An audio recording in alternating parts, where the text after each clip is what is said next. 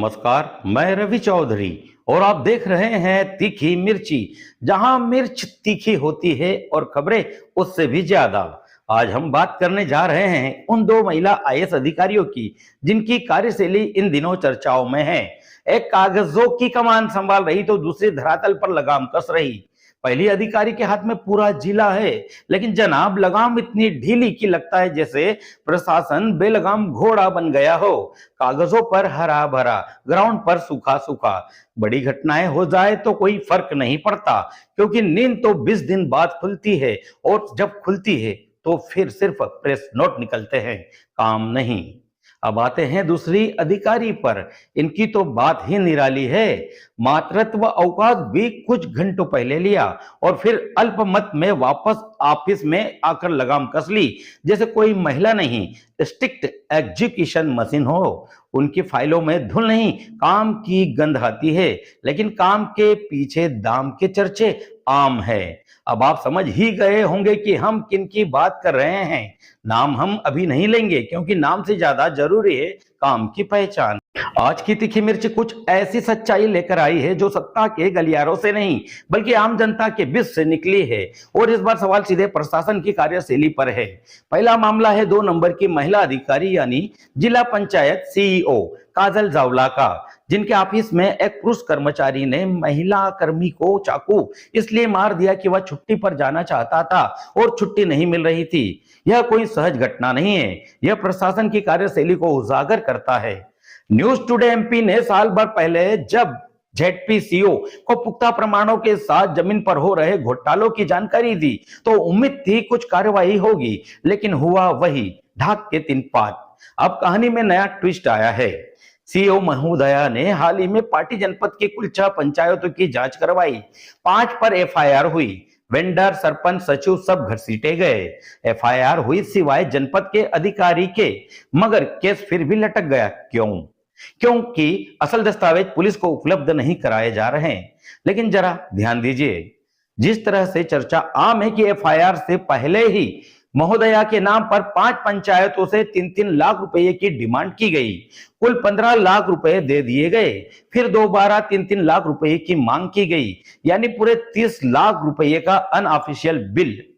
15 लाख देने के बाद जैसे ही एफआईआर हुई, वैसे ही रुपये देने वालों का पारा हाई हो गया और रुपये उन्होंने वापस ले लिए और सीधा अदालत की चौखट पर पहुंच गए। नतीजा यह रहा कि महोदया का आदेश कोर्ट से स्टे हो गया और अब पंचायतों ने न्यायालय में कह दिया कि जिस काम को जिम्मेदार अधिकारी ने 0 बताया, वो काम तो एस्टीमेट के अनुसार हो रहा है या हुआ है। बोलिए, ये कौन सा न्याय है? इतना ही नहीं, अब खबर है कि सीईओ महोदया 4 पंचायतों की जांच कराई है, जिनके नाम कुछ इस तरह है: वलन, सिंधी, चिकलकुआवाड़ी और ठेंगचा। छुपाएंगे कुछ नहीं, सब बताएंगे। और वहां के सरपंच सचिव पहले से ही हाई कोर्ट जाने की तैयारी में हैं। मतलब कहानी का अभी दूसरा भाग बाकी है। बड़ा सवाल, क्या एफआईआर वाले मामले में किसी प्रशासनिक अधिकारी की जवाबदेही तय की जाएगी? क्या 15 लाख के लेन देन में कोई जांच होगी? कलेक्टर महोदया क्या पता लगाएगी कि वो पैसे किसने लिए, किसने दिए और किसके कहने पर लिए गए? सूत्रों की माने तो सबूत मौजूद है, बस निष्पक्ष जांच चाहिए। अगर जांच हुई तो लेन देन की रिकॉर्डिंग भी सामने आ सकती है। हम बता दें, ये पूरी जानकारी हमारे सूत्रों और आम जनता के बीच चल रही चर्चाओं पर आधारित है। लेकिन अगर कलेक्टर महोदया और सीओ महोदया चाहे तो कोरोना काल के दौरान सेंधवा से राजपुर के बीच हुए महा घोटाले पर कार्रवाई कर सच में सुशासन का परिचय दे सकती है। वरना जनता अब धीरे धीरे जानने लगी है कि भ्रष्टाचार के खेल में प्यादे कौन है और सह और मात देने वाले असली खिलाड़ी कौन। अब बात 1 नंबर आईएएस अधिकारी की। जी हां, बात हो रही है जिले की मुखिया कलेक्टर महोदया गुंजा सनोबर की। जब कलेक्टर साहिबा ने जिले की कमान संभाली तब उम्मीद जगी थी कि महिला सशक्तिकरण की एक मिसाल पेश होगी।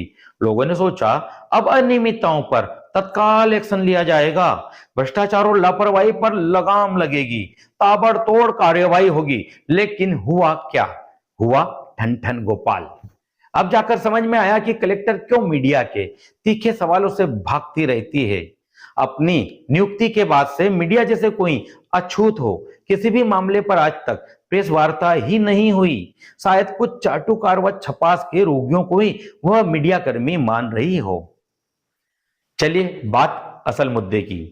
न्यूज टुडे एमपी ने अप्रैल माह में स्कूल प्रवेश उत्सव के दौरान व इससे पहले फरवरी में कक्षा 5वीं व 8वीं की वार्षिक परीक्षाओं के दौरान मैं सबूतों के साथ जमीनी लापरवाहियों की तस्वीरें कलेक्टर साहिबा को व्हाट्सएप पर भेजी, लेकिन जवाब में मिली खामोशी।